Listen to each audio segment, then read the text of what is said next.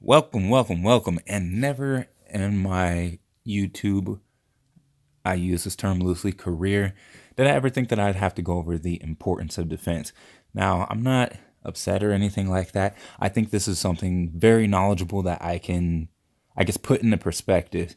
And when I say defense, I mean building characters defensively. Now, the whole thing that made me even think about doing this video, because this isn't even the first one that I did today, was this post. Defense stat is useless because no matter how much you build up your defense, it's going to be affected by your opponent's ignore defense. Ask yourself, when people talk about a character's survivability, they always mention iframes, shield hits, damage reduction, immunity. You don't see defense in this conversation. The only defensive that matters is HP. And then he goes on to talk about the HP shred that Deadpool has. Now, first off, this was already an oxymoron. Damage reduction is based off of your physical defense and your energy defense. So that already is, going against everything that this guy said in this entire paragraph. And let's think of a character who is extremely defensive and beats the crap out of people. I don't know. Do you know anybody? I think I do. Now, this is the attack he was talking about, the cool finale on Deadpool.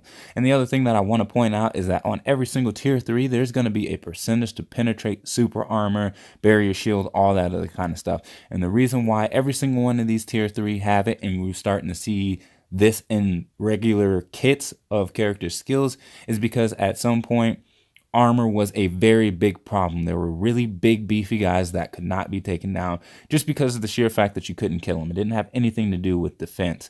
Now, some of these characters, they're newer, like Colossus, for example. It's not just his reflect. He's stacked on physical and energy defense so he can survive. Thanos is a pain in the ass to take down because of his armor. And Captain America, he goes around beating the crap out of people, not only because he has high damage, but also because he's got high defensive stats. And even Mr. Fantastic's skills have defensive attributes to them. Now, when you think of characters like Quicksilver, Quicksilver runs around hitting people like he's got 2 wet napkins in his hand. He does not hit hard at all. What it is he's got so much ignore armor and defenses on his kit. That's what makes him strong. Now, that's not to say that he's a broken character or anything like that. Everybody has their downfall. But what you really got to look at is, like, defense is such a huge thing that people underlook. And it's because they want to focus on, like, world boss. Okay, well, you don't want to be a glass cannon. If you look at Destroyer, he back in his day, he was a ridiculous monster, and even Angela was there. Now let's take a look at the top alliances in our PvP Alliance Conquest. If you look at these guys, outside of their extreme metas that they probably use for Alliance Battle, and some characters that are so offensive that you don't even need to bother with defensive, they're running Drastic Density Enhancement, I Am Also Groot, things of that caliber. Why? Because they beef up their characters, because they know a beefy character that can output damage is going to outsurvive, somebody who's just pure glass cannon.